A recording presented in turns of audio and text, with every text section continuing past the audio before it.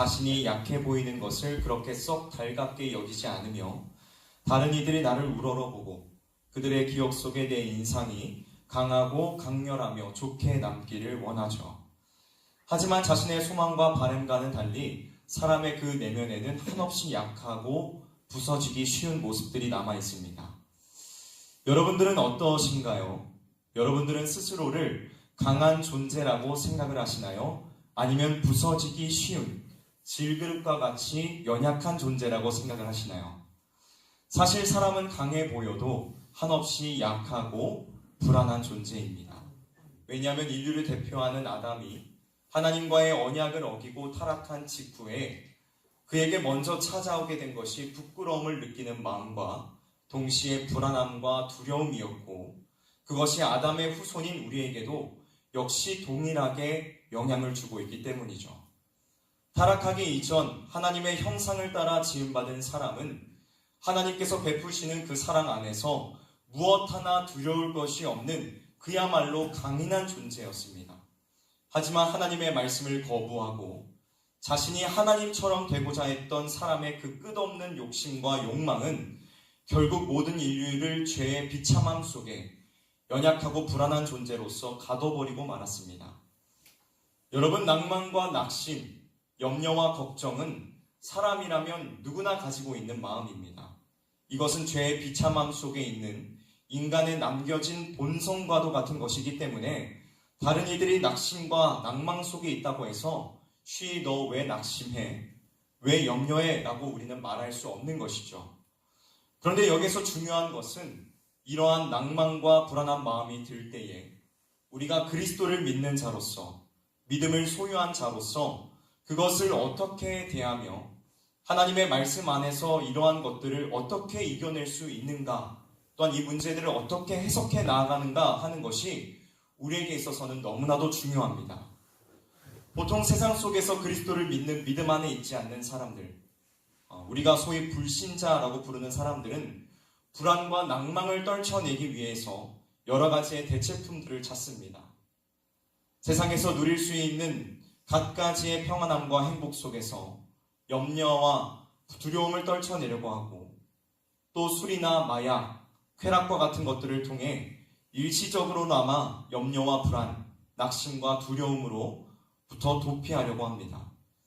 하지만 여러분, 이들이 이런 일시적으로 이런 대체품들을 찾는다고 해서 불안과 두려움이 완전히 사라질까요? 낭만과 낙심 가운데에서 스스로 일어날 수 있는 담력을 낼 수 있을까요? 아니요, 그럴 수 없습니다. 왜냐하면 우리의 낭만과 낙심, 염려와 걱정, 불안과 두려움은 그 모든 요소를 근본부터 해결해 주실 수 있는 전능하시고 유일하신 분을 만나지 못하면 절대로 해결이 되지 않기 때문입니다. 오늘 우리가 함께 시편 42편을 읽었지만 사실은 시편 43편까지 이어서 쭉 읽었어야 했습니다. 왜냐하면 시편 42편과 43편은 초기 히브리어 시편 사본에서는 하나의 시로 보고 있기 때문이죠. 시편 42편과 43편을 기록한 시인은 지금 낙심 속에 빠져 있습니다. 왜냐하면 원수의 공격과 압제 때문에 자신이 그토록 사랑하고 사모했던 성전에 오를 수 없는 상황에 놓여 있었기 때문입니다.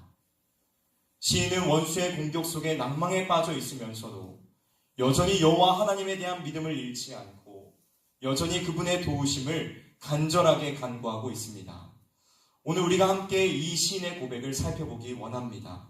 시인의 고백을 통하여 우리가 어떻게 믿는 자로서 낭만과 낙심, 걱정과 불안, 두려움을 대할 것인지를 함께 발견하는 귀한 시간이 될 수 있기를 주님의 이름으로 간절히 소망합니다. 먼저 우리는 낙심이 올 때에 주를 찾고 갈망하는 마음을 가져야 합니다. 무엇을 가져야 한다고요?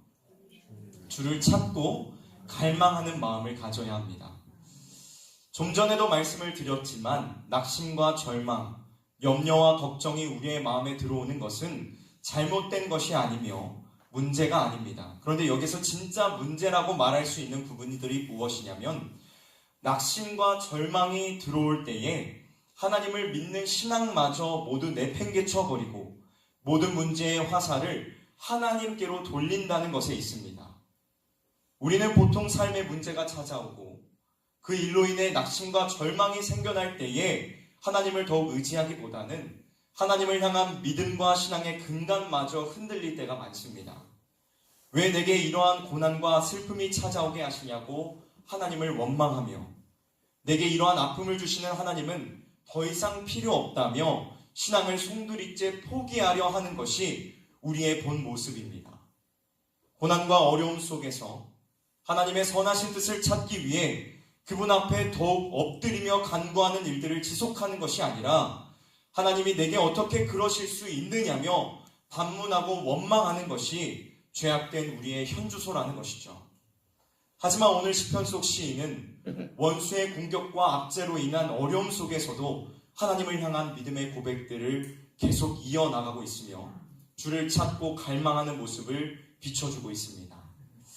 우리가 함께 오늘 본문인 시편 42편 1절의 말씀을 읽어보도록 하겠습니다. 시편 42편 1절의 말씀입니다.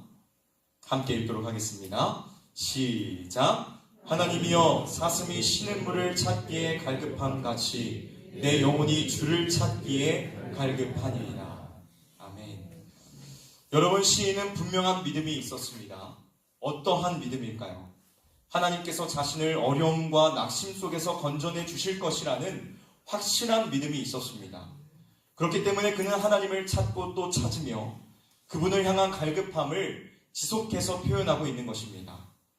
본문 안에서 시인은 자신을 사슴에 빗대어 사슴이 쉬는 물을 찾아 갈급함 같이 자신의 영혼이 주를 찾기에 갈급함을 가지고 있다라고 고백을 하고 있습니다. 여러분, 사슴은 본래 열이 많은 동물로서 물을 자주 먹어야지만 몸에 있는 열을 식힐 수 있다고 합니다. 특별히 팔레스타인 지역은 1년 강우량이 그리 많지 않고 그마저도 우기에 집중적으로 내리기 때문에 비가 잘 내리지 않는 건기에는 사람이나 짐승 모두 힘든 시기를 겪을 수밖에 없다고 해요. 한번 상상해 보십시오. 물을 오랫동안 마시지 못한 사슴이 물을 찾기 위해 사방팔방으로 뛰어다니는 모습을, 타는 듯한 갈증으로 물을 간절하게 찾아 헤매는 사슴의 모습이 얼마나 애절하고 딱하고 가엾어 보입니까? 오늘 본문의 시인은 사슴의 이러한 심정으로 하나님을 찾고 갈망했다는 것입니다. 사랑하는 성도 여러분, 우리에게 낙심과 절망, 어려움이 밀려올 때에 우리는 하나님을 찾고 또 그분을 향한 갈급한 심정을 가지며 끊임없이 그분의 도우심을 갈망해야 합니다. 믿으십니까? 여기에서 갈급하다라는 말은 부르짖다라는 의미로 생명이 걸려있는 부르짖음을 뜻하고 있는 것입니다. 즉, 목숨을 건 간곡한 외침이라는 것이죠. 우리에게 이러한 갈급한 부르짖음이 있어야 될 줄 믿습니다. 하나님을 간절히 찾으며 하나님의 도우심을 진심으로 사모하고 정말 자신의 생명을 건 부르짖는 기도가 우리에게 있어야 될 줄로 믿습니다. 여러분, 우리가 믿고 있는 하나님은 어떠한 분이십니까? 또 성경에서 우리의 부르짖음에 하나님은 어떻게 응답하시겠다라고 말씀하고 있습니까? 하나님의 말씀인 예레미야 33장 3절은 이렇게 선포합니다. 너는 내게 부르짖으라. 내가 내게 응답하겠고 내가 알지 못하는 크고 은밀한 일을 내게 보이리라. 여러분, 하나님께서는 내가 너의 부르짖음에 반드시 응답하겠다 분명 약속하고 계십니다. 또 시편 118편 5절부터 7절에는 이렇게 말씀하고 있습니다. 내가 고통 중에 여호와께 부르짖었더니 여호와께서 응답하시고 나를 넓은 곳에 세우셨도다. 여호와는 내 편이시라. 내가 두려워하지 아니하리니 사람이 내게 어찌할까? 여호와께서 내 편이 되사 나를 돕는 자들 중에 계시니 그러므로 나를 미워하는 자들에게 보응하시는 것을 내가 보리로다. 사랑하는 성도 여러분, 하나님은 생명을 걸고 간곡히 부르짖는 자의 편이 되어 주십니다. 은혜가 풍성하시고 사랑이 끊이지 않으시며 친절과 호의를 베푸시기를 기뻐하시는 그 하나님께서는 부르짖는 자들의 기도를 들으시고 친히 그들의 편이 되어 도와주시겠다라고 분명히 약속하고 계십니다. 오늘 우리의 부르짖는 기도가 회복되기를 원합니다. 절망과 낙심이 가득한 상황 속에서도 하나님의 신실하신 약속을 믿고 그분을 간절하게 찾으며 사슴이 시냇물을 찾는 갈급함 같은 부르짖음으로 하나님의 보좌 앞에 믿음으로 담대히 나아가는 저와 여러분들이 되시기를 주님의 이름으로 간절히 소망합니다. 다음으로 우리는 낙심이 올 때에 소망의 하나님을 바라보아야만 합니다. 믿으십니까? 누구를 바라보아야 된다고요? 소망의 하나님을 바라보아야만 합니다. 시편 42편과 43편을 읽어보면 같은 구절의 내용이 동일하게 반복됨을 보게 됩니다. 42편 5절과 11절, 43편의 5절 말씀으로 우리가 함께 읽어보았으면 좋겠는데 42편 5절의 말씀을 내용을 깊이 생각하며 우리가 함께 읽어보도록 하겠습니다. 42편 5절의 말씀입니다. 시작! 내 영혼아 내가 어찌하여 낙심하며 어찌하여 내 속에서 불안해하는가? 너는 하나님께 소망을 두라. 그가 나타나 도우심으로 말미암아 내가 여전히 찬송하리로다. 아멘. 이 말씀은 시인이 자기 자신에게 선포하는 것으로 낙심과 불안에 빠져 있는 자기 자신을 격려하며 하나님만을 소망하겠다는 어떤 결연한 의지가 담겨져 있습니다. 여러분, 우리가 낙심과 좌절에 빠져 있을 때에 스스로를 충분히 격려하며 위로할 수 있습니다. 그래, 넌 할 수 있어. 넌 어떤 어려움도 이겨낼 수 있어. 라며 스스로에게 힘을 북돋아주고 일어날 수 있는 용기를 줄 수 있겠죠. 그러나 이것으로는 충분하지 않습니다.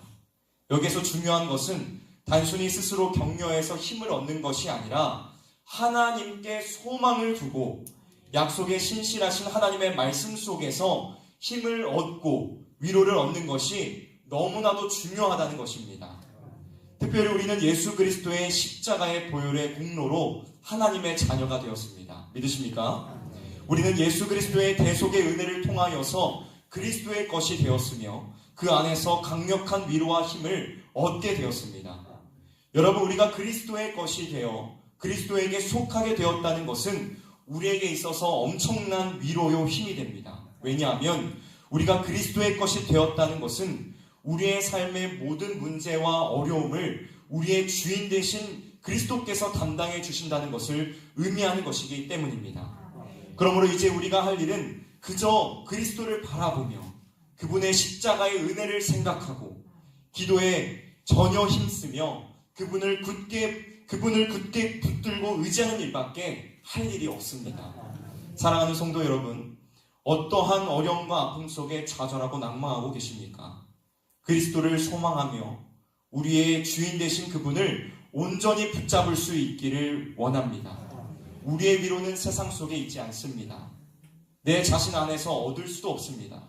우리의 유일하신 위로는 오직 그리스도와 그분께서 지신 십자가에 있으며 그분께서 우리의 모든 삶을 아시고 있어야 될 것을 아신다는 데에서 우리는 힘을 얻을 수 있습니다.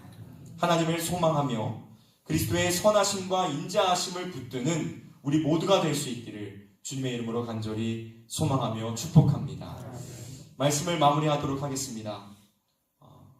우리의 어려움과 근심과 좌절과 불안의 상황 속에서 우리가 할 수 있는 일은 하나님께 부르짖는 일밖에 없습니다. 오늘 우리의 기도가 부르짖는 기도가 되기를 원합니다. 제가 요즘 근래에 들어서 안타까운 점이 무엇이냐면 얼마 전만 해도 몇 년 전만 해도 우리 교회에 부르짖는 기도가 굉장히 많았던 것 같습니다. 하지만 요즘에 들어서 제가 여기 앞에서 기도하면서 좀 느끼면서 이제 기도하던 중에 하나님께서 이 말씀을 주셨고 생각하게 된 것은 우리의 부르짖는 기도가 너무나도 줄지 않았나 하는 그런 마음이 들어서 너무나도 안타까운 마음이 들었습니다. 우리의 부르짖는 기도가 회복되기를 원합니다. 그리스도의 예수를 붙드는 그 소망 안에서 부르짖는 기도를 통하여 하나님의 도우심을 경험하는 저와 여러분들이 되시기를 주님의 이름으로 간절히 소망합니다. 기도하겠습니다.